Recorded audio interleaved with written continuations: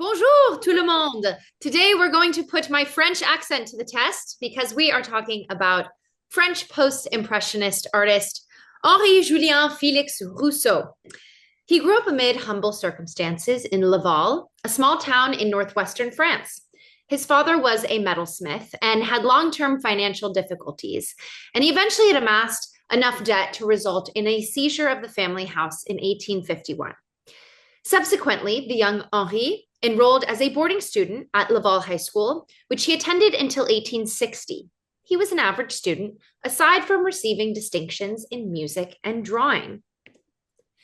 He was given the nickname La Douanier Rousseau, which stemmed from a job that he held from 1871 to 1893, where he worked with the Paris Customs Office. Les douanes in French is customs, therefore Le Douanier was his given nickname, the customs officer. Prior to this career, he served in the army. During this time, painting was always something he did as a hobby, and in 1893, he accepted early retirement, which allowed him to focus on painting full-time. This, in turn, allowed him to better his form and really create a name for himself in the world of art.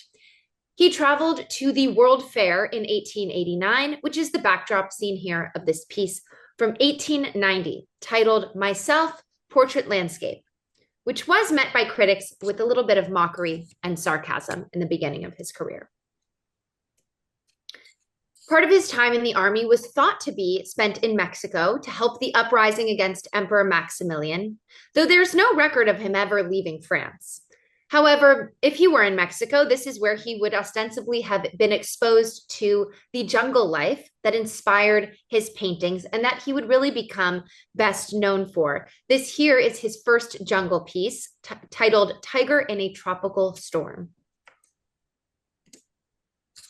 Rousseau claimed he had no other teacher than nature. Although he admitted he received some advice from two well-established academic painters, Félix-Auguste Clément and Jean-Léon Gérôme.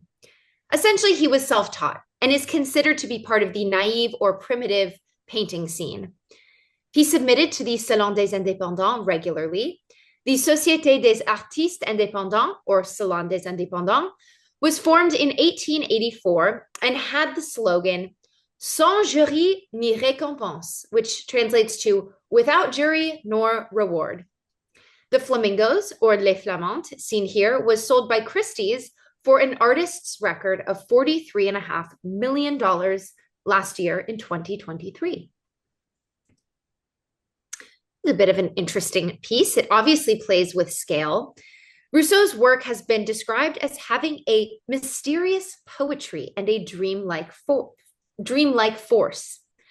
Art connoisseur Nicolas Pioche says of the piece, quote, only a child can so bestride the world with such ease, and only a childlike artist with a simple, naive vision can understand this elevation and make us see it as dauntingly true.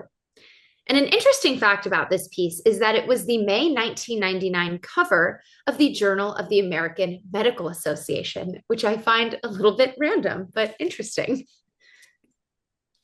This moonlit scene takes place in a desert, where a female gypsy sleeps with a mandolin and jug by her side, untroubled and amazingly unharmed by a curious lion.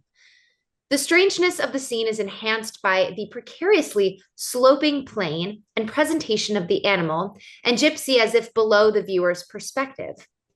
The woman is dressed in Eastern garb, and the painting as a whole recalls the stories from Arabian Nights, which had been translated into several unabridged versions starting in the mid-1880s. This is one of Rousseau's more famous paintings, and it's attained iconic status. It's been altered and parodied by various artists, with the lion often replaced by a dog or a different animal. Looking at another lion, the lion and the antelope in this piece at the center of this painting wear kind of vacant stares that contribute to kind of a static attack scene, much of which is taken up by lush trees before a setting sun. Rousseau based the poses of the two animals on a diorama that was made for the zoological galleries of the Jardin des Plantes, home to a large collection of flora and fauna that was often visited by the artist. This is among his largest works at 83 by 122 inches, and it was displayed at the Salon d'Automne of 1905. The painting forcefully announced the return of Rousseau's jungle scenes, from which he took a break between 1891 and 1904. In the painting Vue du Pont de Sèvres, Rousseau reproduces a specific area of Paris and paints it not from life, but from a photograph. In 1907, Rousseau watched the test flight of the aircraft Rodina, which he included in the piece, and this work is really perceived as a sign of the coming times. The Football Players is viewed as another interpretation of modern times. In 1908, the first international rugby match was played in Paris between France and England. Rousseau painted this happy scene that same year.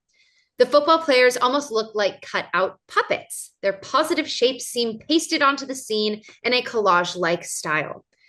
Rousseau kind of confuses the perspective and scale and makes us wonder which we should believe, the scale of the men or the scale of these trees.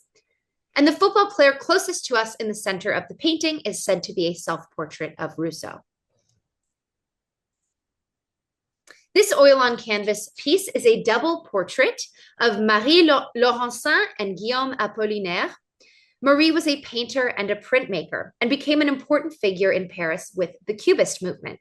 And Guillaume was a playwright and poet. Both were seen as friends and comrades of Rousseau, and this piece was dedicated to their relationship. Pierre Loti was a French naval officer and novelist, known for his exotic novels and short stories. The artwork captures a compelling and somewhat whimsical portrayal of Loti, who appears to be of some nobility, given the confident and self-assured expression on his face. He's depicted wearing a fez, a symbol that can be associated with an Eastern Asian theme, likely indicative of the sitter's interests and travels.